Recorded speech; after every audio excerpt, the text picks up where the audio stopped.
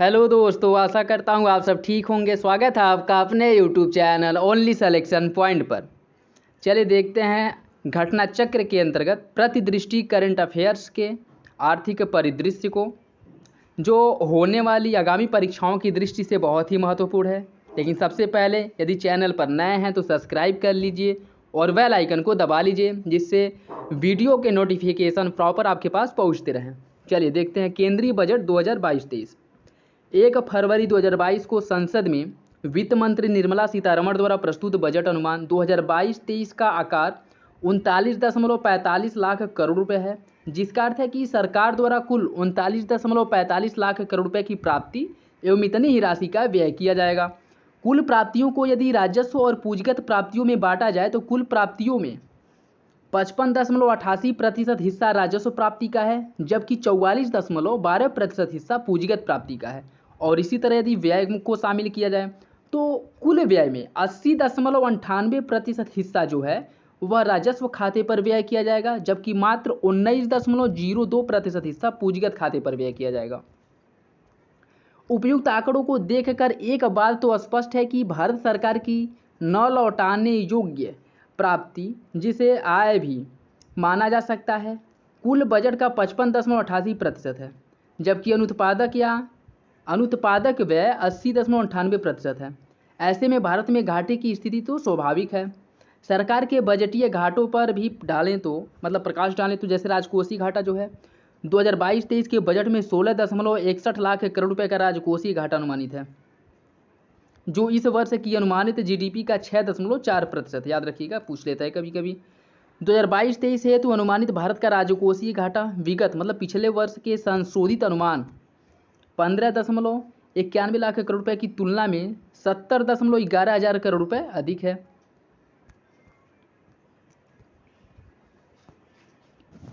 राजस्व घाटे की बात किया जाए तो 2022-23 के बजट में 9.90 लाख करोड़ रुपए का राजस्व घाटा अनुमानित है, जो 2022-23 की अनुमानित सकल घरेलू उत्पाद तथा जीडीपी का 3.8% है। याद रखिए कि राजस्व घाटा जो है वह जीडीपी का 3.8% है, जबकि राजकोषीय घाटा जीडीपी का 6.8% है। प्रभावी राजस्व घाटा देखिए, 2022-23 के बजट अनुमान में प्रभावी राजस्व घाटा जीडीपी का 2.6% अनुमानित है, जो पूर्व वर्ष 2021-22 के संशोधित अनुमान से 1.78 लाख करोड़ रुपए कम है। पहली बात तो ये पता होना चाहिए कि प्रभावी राजस्व घाटा होता क्या है। तो आपको बता दें कि जैसे केंद्र द्वारा जो राज्यों को पैसा दिया जाता है, राज्य उस पैसे के जितने हिस्से का प्रयोग पूंजीगत निर्माण के उद्देश्य से खर्च करते हैं, जैसे स्कूल बनाने में, पुल बनाने में, हॉस्पिटल बनाने में, इन सब में जो पैसा व्यय करते हैं उसको जो है प्रभावी राजस्व घाटे की जो गणना होती है ना, उसमें से बाहर कर दिया जाता है। ठीक है, उसको बाहर करने के बाद फिर जो राजस्व घाटे की गणना होती है वो किया जाता है, तो उसे प्रभावी राजस्व घाटा कहते हैं। पूंजीगत सीधा सा कहने का तात्पर्य यह है कि प्रभावी राजस्व घाटे की गणना राज्यों द्वारा पूंजीगत निर्माण के उद्देश्य से खर्च की गई राशि को बाहर निकाल के तब किया जाता है। ठीक है, चलिए अगला देखिए प्राथमिक घाटा। प्राथमिक घाटा 2022-23 के जीडीपी का मात्र 2.8% अनुमानित है, और यह पिछले वर्ष 2021-22 के संशोधित प्राथमिक घाटे की तुलना में 56.75 हजार करोड़ रुपए कम है। यहाँ ये भी होता है कि प्राथमिक घाटा क्या है, तो प्राथमिक घाटा बता दें साथियों, जैसे केंद्र द्वारा जो ऋण लिया जाता है, केंद्र द्वारा जो है हर साल जो है सरकार द्वारा ऋण लिया जाता है, और जो ऋण लिया जा रहा है उस पर ब्याज भी दिया जाता है। तो केंद्र द्वारा लिए गए ऋण पे जो ब्याज वाला हिस्सा है उसको माइनस करके या उसको घटा करके या बाहर निकाल करके जो घाटे की गणना होती है उसको प्राथमिक घाटा कहते हैं। ठीक है, चलिए आगे बढ़ते हैं। देखिए व्यय के कुछ संगठक है, जैसे किस पे कितना व्यय किया जाएगा। तो इसमें देख लीजिए सबसे ज़्यादा जो व्यय किया जा रहा है ना, वो केंद्रीय क्षेत्र की योजनाओं में नहीं, ब्याज की अदायगी में। जाहिर सी बात है, यदि सरकार द्वारा ऋण ज़्यादा लिया जाएगा तो ब्याज भी ज़्यादा पे किया जाएगा, तो जितना ऋण लिया जाता है उतना ही ब्याज भी दिया जाता है। तो सबसे ज़्यादा केंद्र की जो व्यय है ना वो ब्याज की अदायगी में 20%। ठीक है, 20% ब्याज की अदायगी में किया जा रहा है। और दूसरे स्थान पे कौन है? करों और शुल्कों में राज्यों का हिस्सा 17%। तीसरे स्थान पे है केंद्रीय क्षेत्र की योजनाएं, 15% व्यय किया जा रहा है। चौथे स्थान पे वित्त आयोग और अन्य वितरण, इस पे 10% किया जा रहा है। और उसके बाद केंद्र प्रायोजित योजनाओं पे 9% और रक्षा क्षेत्र पर 8%। और प्राप्ति कहाँ से हो रहा है, कितना कितना, ये देख लीजिए। तो कुल प्राप्ति में 35% जो प्राप्ति हो रही है वो उधार और अन्य देवताओं से प्राप्त हो रही है। ठीक, 16% जो प्राप्ति हो रही है वो वस्तु एवं सेवा कर तथा जीएसटी से प्राप्त हो रही है, और 15% निगम कर से प्राप्त हो रही है, 7% केंद्रीय उत्पाद शुल्क से, आयकर से 15%, मतलब निगम कर और आयकर से 15%, जबकि जीएसटी से 16%। ये पूछ सकता है कि सबसे अधिक जो कर की प्राप्ति होती है किससे होती है, निगम कर से या जीएसटी से, तो यह ध्यान में रखिएगा कि जीएसटी से जो है सबसे ज़्यादा हो रही है 16%। चलिए आगे बढ़ते हैं। ये देखिए कर, सकल कर राजस्व जीडीपी का 10.7%, प्रत्यक्ष कर जीडीपी का 5.5%, और प्रत्यक्ष कर कितना है 5.5%। ठीक है, मतलब कितना जो है कर प्राप्त हो रहा है। प्रत्यक्ष कर कितना है 51.49% प्रत्यक्ष कर की प्राप्ति हो रही है, जबकि 48.51% अप्रत्यक्ष कर की प्राप्ति हो रही है। चलिए आगे बढ़ते हैं। देखिए शीर्ष 3 कर राजस्व की बात करें तो वस्तु एवं सेवा कर 7.80 लाख करोड़ रुपए, निगम कर 7.2 लाख करोड़ रुपए, आयकर 7 लाख करोड़ रुपए, और राज्यों को हस्तांतरित की जाती है जो पैसे उसकी कितना है 8.17 लाख करोड़ रुपए। राष्ट्रीय आपदा पर जो आकस्मिकता निधि के थ्रू पैसा जो आवंटित किया जाता है 6.40 हजार करोड़ रुपए है। केंद्र की शुद्ध कर आय 19.35 लाख करोड़ रुपए है। चलिए आगे बढ़ते हैं। देखिए सब्सिडी, देखिए कि सबसे अधिक सब्सिडी किस पे दिया जा रहा है या किस पे सब्सिडी जो दिया जा रहा है। कुल सब्सिडी की बात करें तो 2021-22 में जहां कुल सब्सिडी 4,87,871.82 करोड़ रुपए था, वहीं 2022-23 में 3,55,638.61 करोड़ रुपए है। ठीक है, ये तुलना करके पूछ सकता है। और यदि बात करें कितनी कमी आई है तो 27.10% की इसमें कमी आई है। ठीक है, और 96.33% खाद्य उर्वरक पेट्रोलियम एवं ब्याज भुगतान पर जो है सब्सिडी दी जा रही है। खाद्य मद पे सब्सिडी केवल खाद्य मद पे देखें तो 58.16% सब्सिडी केवल खाद्य मद पर दिया जा रहा है। यूरिया पर 17.78% सब्सिडी यूरिया पर दिया जा रहा है। पोषण आधारित सब्सिडी कितना है 11.81%, और एलपीजी सब्सिडी कितना है 1.63%। चलिए आगे बढ़ते हैं। ब्याज भुगतान की बात करें तो 2022-23 के ब्याज भुगतान हेतु लगभग 9.41 लाख करोड़ रुपए अनुमानित है, जो 2021-22 के बजट अनुमान 8.1 लाख करोड़ रुपए से लगभग 16.17%, जबकि उसी वर्ष के संशोधित अनुमान से लगभग 15.59% अधिक है। विगत वर्षों में ब्याज भुगतान राशि में निरंतर वृद्धि की प्रवृत्ति देखी गई। जाहिर सी बात है, जैसे भविष्य में जितना ही ऋण लिया जाएगा ब्याज अदायगी का बोझ भी उतना ही बढ़ेगा। अभी वर्तमान समय में ऋण अधिक लिया जा रहा है तो ब्याज का भुगतान भी अधिक किया जा रहा है। 2022-23 के लिए प्रमुख मदों पर व्यय देखिए किस पे जो है कितना व्यय किया गया है। तो पेंशन पे इतना किया गया है, आप लोग डाटा देख लीजिएगा। रक्षा पे दूसरे स्थान पे है, और फिर शिक्षा है, ऊर्जा क्षेत्र, स्वास्थ्य, गृह। ठीक है, और बजट अनुमान 2022-23 के प्रमुख योजनाओं के लिए आवंटन की बात हो तो राष्ट्रीय स्वास्थ्य मिशन के लिए जहां 2021-22 में 34,947 करोड़ रुपए खर्च किया गया था, वहीं 22-23 में 37,800 करोड़ रुपए खर्च किया गया, मतलब इसमें वृद्धि हुई है।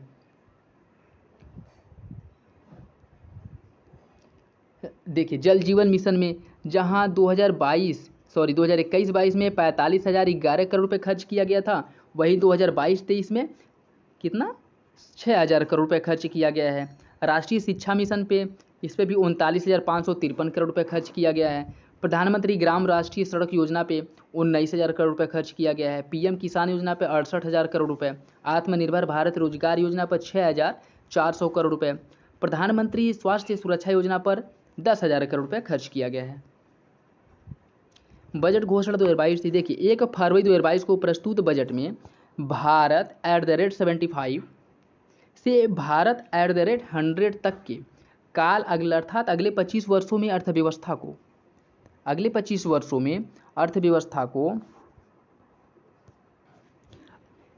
अर्थव्यवस्था को दिशा देने हेतु बुनियादी ढांचा तैयार करने तथा उसकी रूपरेखा प्रस्तुत करने का प्रस्ताव किया गया है। और वर्तमान में देश अमृत महोत्सव आज़ादी की 75वीं वर्षगांठ मना रहा है, मनाते हुए अमृत काल में प्रवेश कर चुका है। 25 वर्षों की लंबी यात्रा के बाद देश भारत @75 से भारत @100 पर पहुंचेगा। भारत @100 दृष्टिकोण का निर्धारण प्रधानमंत्री द्वारा स्वतंत्रता दिवस 15 अगस्त 2021 के अवसर पर किया गया था। 2021-22 में देश की आर्थिक वृद्धि दर 9.2% अनुमानित है।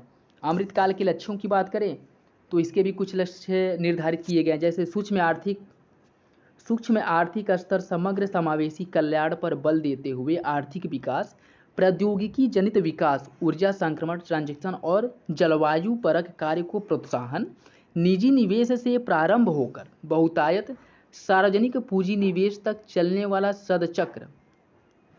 बजट में विकास को प्रोत्साहित करने हेतु 4 प्राथमिकताओं को निर्धारित किया गया जो निम्नलिखित है। जैसे ये जो 4 प्राथमिकताएं हैं उसमें पहला है पीएम गति शक्ति, दूसरा समावेशी विकास, तीसरा है उत्पादकता संवर्धन और निवेश, उदीयमान अवसर, ऊर्जा संक्रांति और जलवायु परक कार्य, चौथा है निवेश और वित्त पोषण। ये चारों प्राथमिकताएं 2023-24 के बजट में इसको निर्धारित की गई हैं। देखिए पीएम गति शक्ति क्या है, 7 इंजनों को पीएम गति शक्ति जो है 7 इंजनों पर कार्य करता है, जिसमें सड़क, रेल, एयरपोर्ट, पतन, सार्वजनिक परिवहन, जलमार्ग, लॉजिस्टिक अवसंरचना से संबंधित है, जिसका उद्देश्य क्या है, विश्व स्तरीय आधुनिक अवसंरचना तथा लॉजिस्टिक सहक्रिया का विकास करना। सड़क परिवहन की बात करें तो 2022-23 में राष्ट्रीय राजमार्ग नेटवर्क में 25,000 किलोमीटर की अतिरिक्त जोड़ना, मतलब 2022-23 के राष्ट्रीय राजमार्ग 2022-23 में राष्ट्रीय राजमार्ग में 25,000 किलोमीटर अतिरिक्त सड़कों को जोड़ना इसमें शामिल किया गया है। चलिए आगे बढ़ते हैं। सार्वजनिक संसाधनों के संपूरक हेतु वित्त पोषण के नवोन्मेषों तरीकों से 2,000 करोड़ रुपए जुटाना और 2022-23 में PPP मॉडल के तहत 4 स्थानों पर मल्टी मॉडल लॉजिस्टिक पार्क का निर्माण करना। रेलवे की बात करें तो एक स्टेशन एक उत्पाद की अवधारणा को लोकप्रिय करना। कवच का क्षेत्र, कवच आपको पता ही होगा, अभी हाल ही में जो है इसका सफल परीक्षण किया गया, जो 2 ट्रेनों को आपस में लड़ने से रोकने के लिए एक प्रौद्योगिकी विकास किया गया जिसका नाम कवच है। और क्या क्या है कि 3 वर्षों के दौरान नई पीढ़ी के 400 वंदे भारत ट्रेनों का विकास और विनिर्माण किया जाएगा। ये भी याद रखिएगा, पूछ लेता कभी कभी फैक्ट है कि बजट 2023-24 में कितनी वंदे भारत ट्रेनों का निर्माण किया जाएगा, तो ये ध्यान रखिएगा कितनी किया जाएगा, 400। विगत 3 वर्षों के दौरान मल्टी मॉडल लॉजिस्टिक पार्क सुविधाओं के लिए 100 पीएम गति शक्ति कार्गो टर्मिनल का निर्माण किया जाएगा। यदि समावेशी विकास की बात करें तो 2023 राष्ट्रीय कदम्नवत, याद रखिएगा एक इम्पोर्टेंट है एग्जाम की दृष्टि से कि 2023 को राष्ट्रीय कदम्न वर्ष घोषित किया गया है। 163 लाख किसानों को 2.37 लाख करोड़ रुपए के एमएसपी का भुगतान किया जाएगा। रसायन मुक्त प्राकृतिक कृषि को प्रोत्साहन एवं बढ़ावा दिया जाएगा। प्रथम चरण में गंगा नदी से सटे 5 किलोमीटर के दायरे में कृषि भूमि पर विशेष ध्यान दिया जाएगा। किसानों की सहायता हेतु किसान ड्रोन्स का प्रयोग या इसका निर्माण किया जाएगा। अगर आपको पता ही होगा कि हाल ही में प्रधानमंत्री मोदी द्वारा जो है 100 किसान ड्रोनों को लॉन्च किया गया है, इसका जो है घोषणा बजट में ही कर दिया गया था, जबकि प्रधानमंत्री मोदी द्वारा भी हाल ही में इसका लॉन्च भी किया गया है। इसको सम्मिश्रित पूंजी से कोष की स्थापना, सम्मिश्रित पूंजी कोष को नाबार्ड की सहायता, अगला देखिए केन बेतवा लिंक परियोजना एवं अन्य, जैसे 44,605 करोड़ रुपए की अनुमानित लागत से केन बेतवा लिंक परियोजना,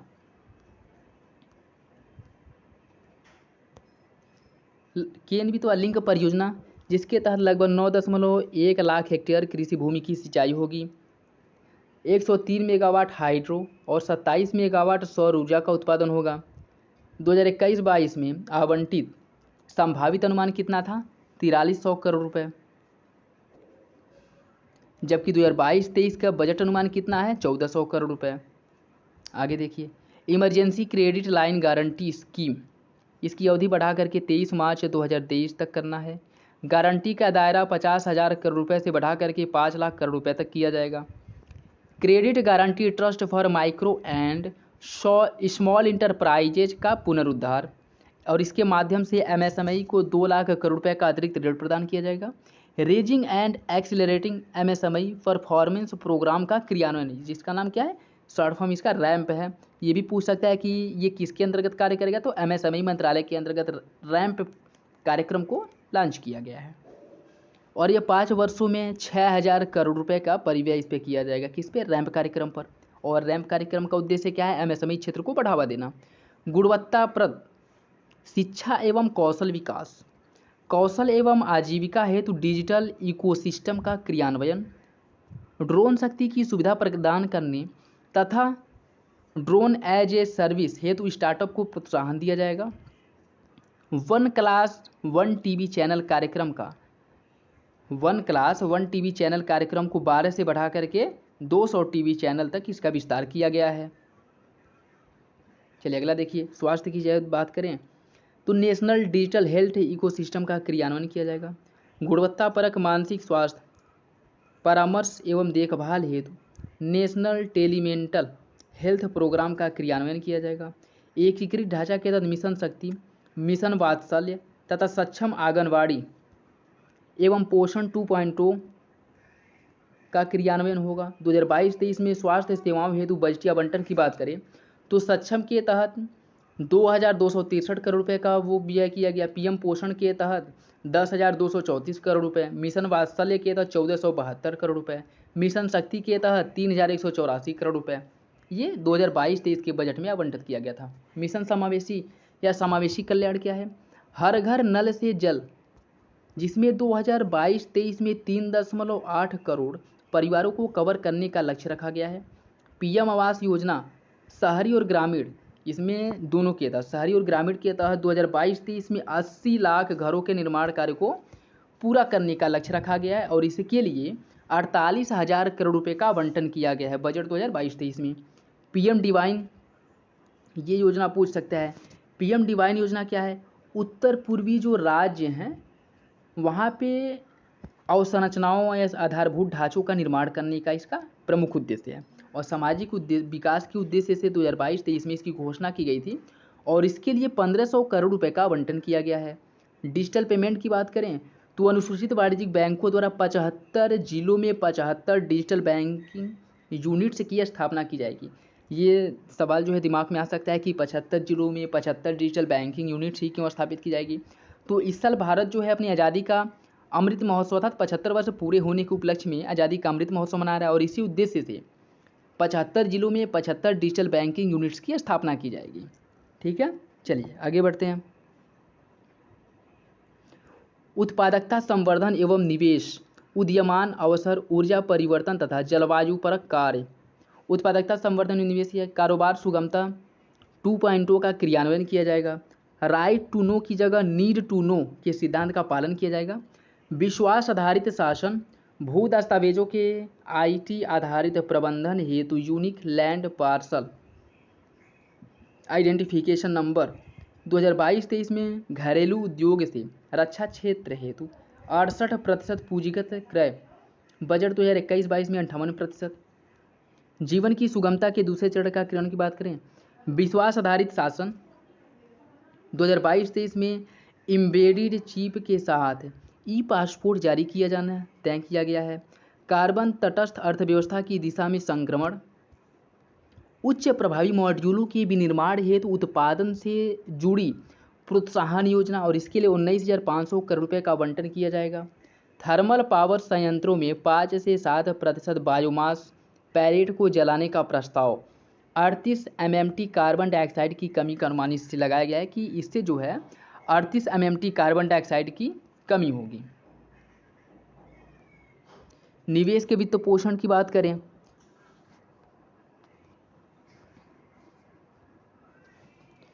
देखिए, पूंजी परिव्यय की प्राथमिकता 2022-23 में 7.50 लाख करोड़ रुपए का आवंटन किया जाएगा जो 35.4% की वृद्धि है कि इसमें 2021-22 की तुलना में।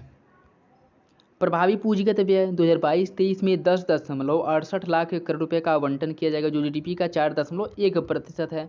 संसाधन जुटाने की बात की जाए तो हरित अवसंरचना के संसाधनों हेतु ग्रीन बॉन्ड्स को वो किया जाएगा, मार्केट में लॉन्च किया जाएगा, फिर से बेचा जाएगा। उदीयमान क्षेत्रों के लिए सम्मिश्रित वित्त, सरकार का योगदान 20% इसमें रहेगा। 2022-23 में भारतीय रिजर्व बैंक द्वारा डिजिटल रुपये का संचालन किया जाएगा।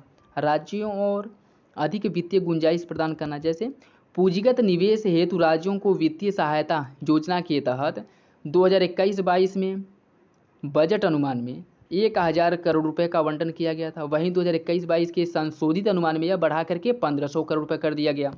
सभी निवेशों को प्रेरित करने हेतु राज्यों की सहायता के लिए वर्ष 2022-23 में 1 लाख करोड़ रुपए का आवंटन किया जाएगा।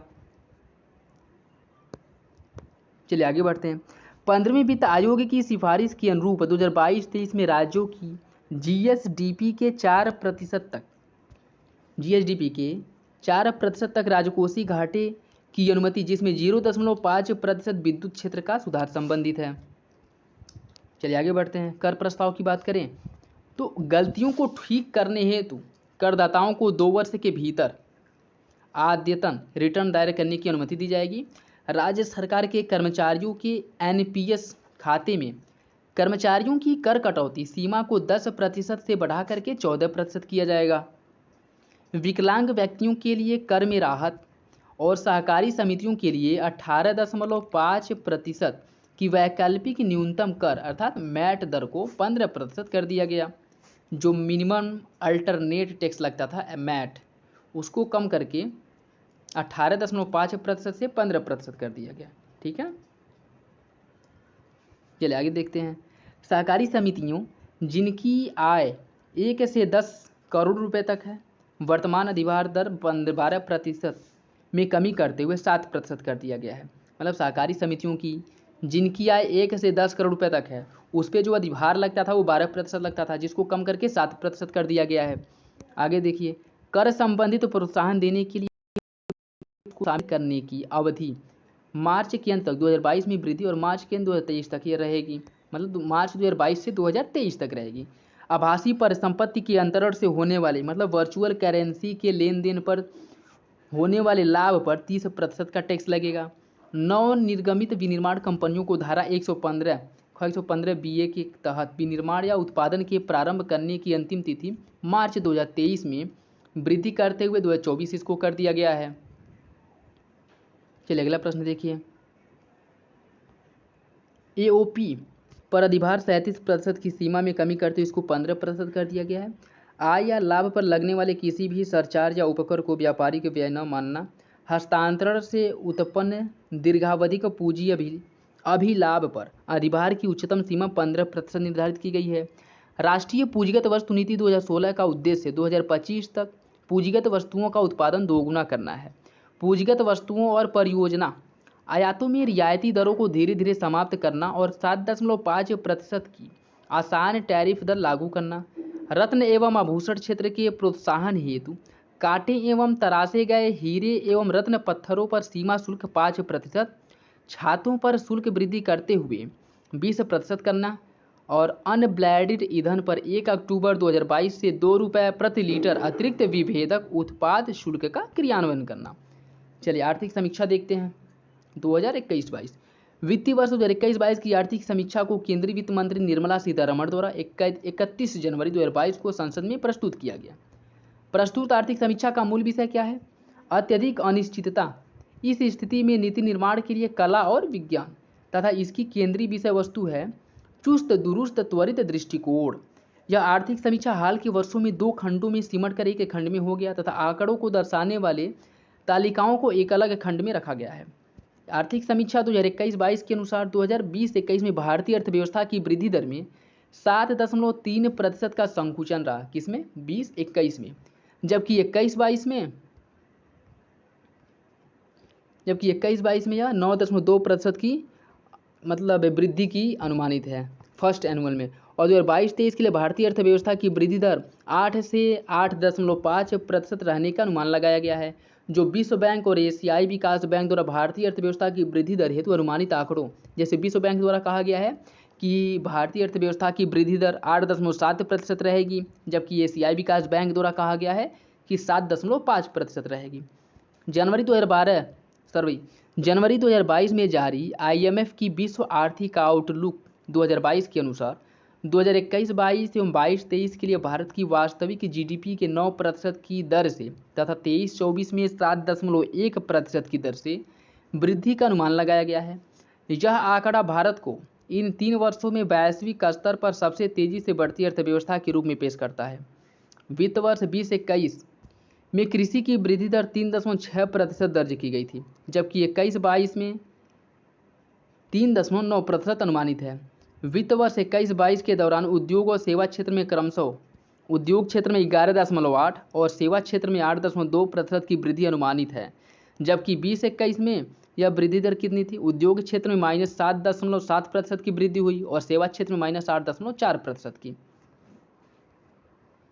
जीवीए की बात करें, सकल मूल्यवर्धन, तो कृषि और संबंधित क्षेत्र का जीवीए कितना है? 18.8%, उद्योग क्षेत्र का 28.2, खनन और उत्खनन का 2.3, विनिर्माण का 15.4, निर्माण का 8, सेवाओं का सबसे अधिक है कितना? 53% है। चलिए आगे बढ़ते हैं।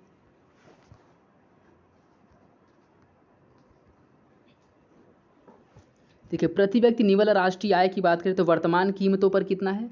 वर्तमान कीमतों पर प्रति व्यक्ति निवल आय जो है वो 1,50,326 रुपया है, जबकि स्थिर कीमतों पर 93,973 रुपया है। ये याद रखिएगा। इसमें जो है वर्तमान कीमतों पर 16.7% की वृद्धि हुई है, जबकि स्थिर कीमतों पर 8.4% की वृद्धि हुई है, और यह प्रथम अग्रिम अनुमान के अनुसार है।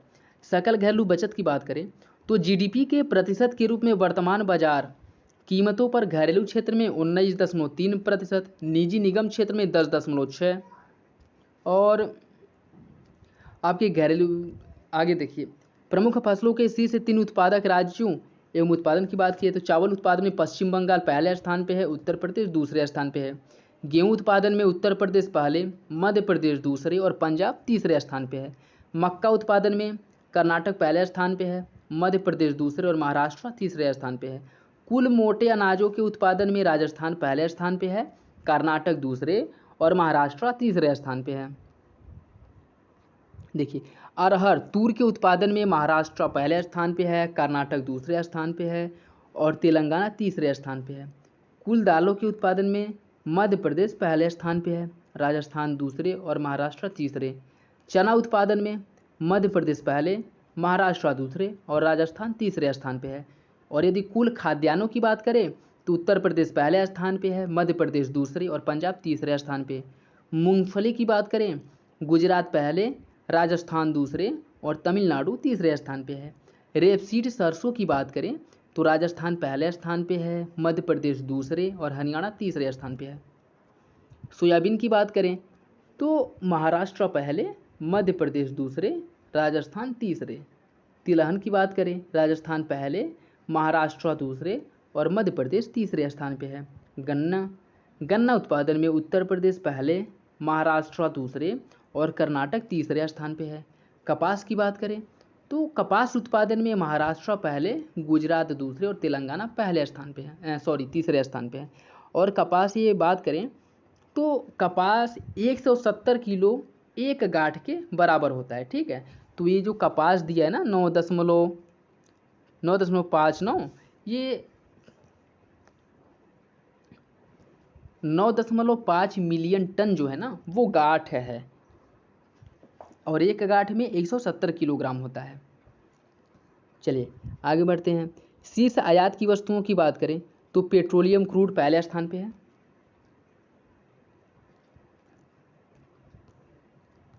दूसरे स्थान पे सोना है, तीसरे स्थान पे पेट्रोलियम उत्पाद है, चौथे स्थान पे मोती, कीमती अर्ध कीमती पत्थर और पाँचवें स्थान पे कोयला, कोक और ब्रिक्स आदि है।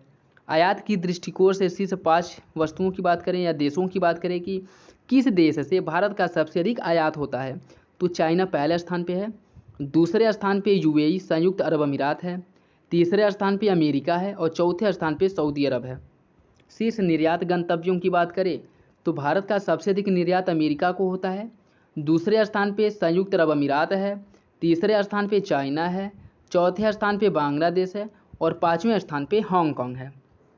शीर्ष निर्यात की वस्तुओं की बात करें तो भारत सबसे अधिक निर्यात क्या करता है? पेट्रोलियम उत्पाद का सबसे अधिक निर्यात करता है, दूसरे स्थान पे मोती, कीमती अर्ध कीमती पत्थर, तीसरे स्थान पे लोहा एवं इस्पात का स्थान आता है, चौथे स्थान पे ड्रग, फार्म्यूलेशंस एवं बायोलॉजिकल, और चौथे स्थान पे सोना, अन्य कीमती जो धातु या आभूषण वगैरह होते हैं उनका स्थान आता है।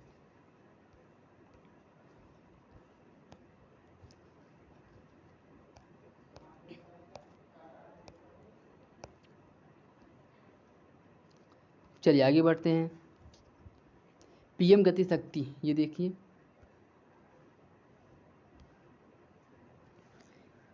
पीएम गति शक्ति राष्ट्रीय मास्टर प्लान बहुस्तरीय संपर्क हेतु। राष्ट्रीय मास्टर प्लान पीएम गति शक्ति एक डिजिटल प्लेटफॉर्म है जो रेलवे एवं सड़क मार्ग मंत्रालय सहित 16 मंत्रालयों को एक मंच प्रदान करता है। मतलब ये क्वेश्चन बन सकता है कि पीएम गति शक्ति के अंतर्गत केंद्र कितनी मंत्रालयों को शामिल किया गया है, तो 16 मंत्रालय इसके अंतर्गत कार्य करते हैं। ठीक है।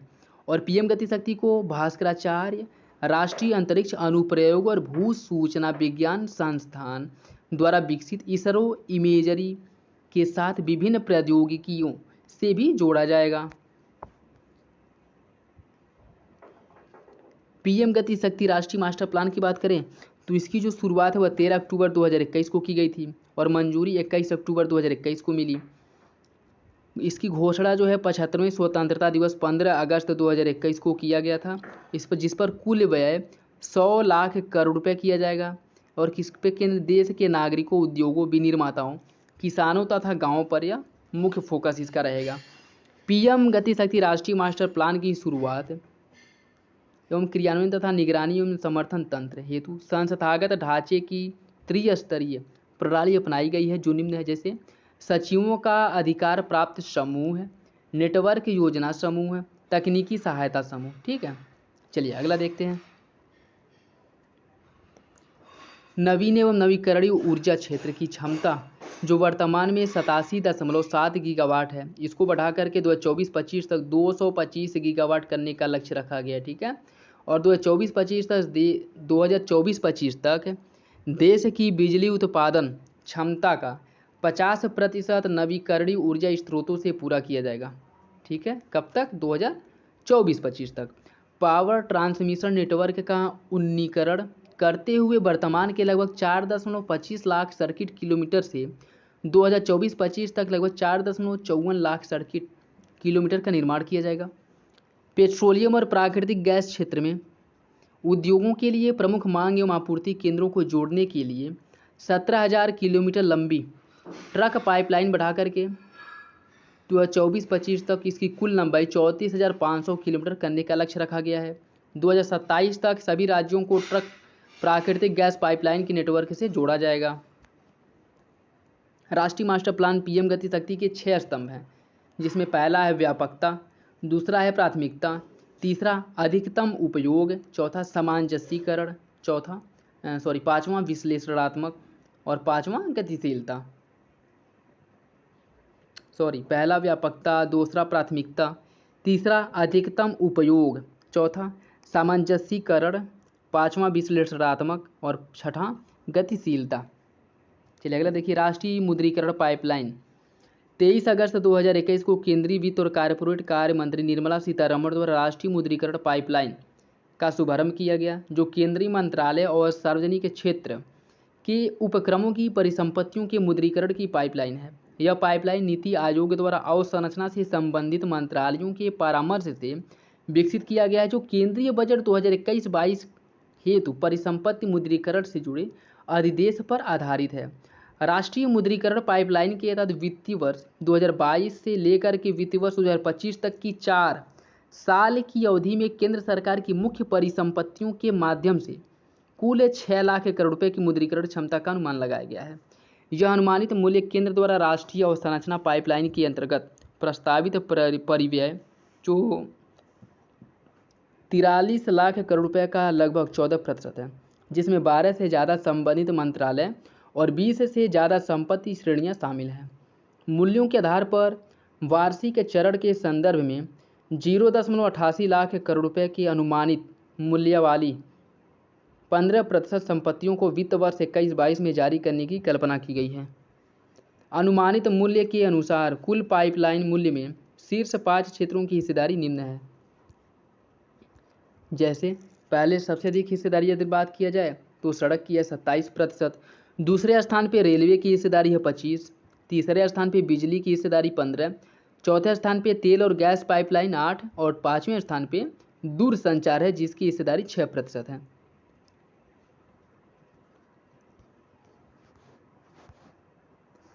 चलिए आगे बढ़ते हैं। अर्थव्यवस्था की मजबूती हेतु राहत पैकेज की घोषणा की गई है। 28 जून 2021 को केंद्रीय वित्त और कॉर्पोरेट मंत्री निर्मला सीतारमण द्वारा कोविड-19 महामारी की दूसरी लहर से प्रभावित विभिन्न क्षेत्रों को राहत प्रदान करने के लिए विभिन्न उपायों की घोषणा की गई है। घोषित उपायों का उद्देश्य स्वास्थ्य प्रणालियों को आपातकालीन प्रतिक्रिया हेतु तैयार करना तथा विकास एवं रोजगार हेतु प्रोत्साहन प्रदान करना है। घोषित उपायों को निम्नलिखित 3 श्रेणियों में विभाजित किया गया है। महामारी से आर्थिक राहत, सार्वजनिक स्वास्थ्य को सुदृढ़ करना, विकास और रोजगार के लिए प्रोत्साहन। कुल 6,28,993 करोड़ रुपए का राहत पैकेज कुल 17 उपायों की इसके तहत घोषणा की गई है। कोविड प्रभावित क्षेत्रों के लिए 1.1 लाख करोड़ रुपए, 50,000 करोड़ रुपए का स्वास्थ्य क्षेत्र तथा 60,000 करोड़ रुपए अन्य क्षेत्रों पर ऋण दिया जाएगा। आत्मनिर्भर भारत पैकेज के एक हिस्से के रूप में शामिल जैसे आपातकालीन क्रेडिट लाइन गारंटी योजना और इसके अतिरिक्त 1.5 लाख करोड़ रुपए दिए गए। राष्ट्रीय निर्यात बीमा खाता की बात करें तो इसके माध्यम से परियोजनाओं के निर्यात हेतु 33,000 करोड़ रुपए का निर्यात बीमा कवर के लिए 88,000 करोड़ रुपए के प्रोत्साहन पैकेज की घोषणा की गई है। ठीक है, तो ये था आज इस वीडियो का लास्ट पैराग्राफ। आशा करता हूँ आप लोगों को अच्छा लगा होगा। अगर अच्छा लगा हो तो चैनल को सब्सक्राइब करिए, बेल आइकन को दबा लीजिए और वीडियो को लाइक करिए और कमेंट करिए। कोई कन्फ्यूजन हो तो आप जो है कमेंट बॉक्स में कमेंट कर सकते हैं और पूरी घटना चक्र को कवर कर लिया जाएगा। जो भी इम्पॉर्टेंट परिदृश्य हैं जैसे अंतर्राष्ट्रीय रिलेशनशिप से जो हो गए, अभी हाल ही में जो भी सहयोग समितियां वगैरह जो युद्ध अभ्यास हुए हैं, खेल से रिलेटेड सबको शामिल किया जाएगा, सबको कवर किया जाएगा, जो एग्ज़ाम के पॉइंट ऑफ व्यू से बहुत ही महत्वपूर्ण है।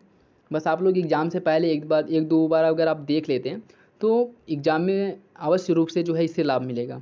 चलिए तब तक मिलते हैं अगले वीडियो में, तब तक एंजॉय करिए। तब तक के लिए धन्यवाद।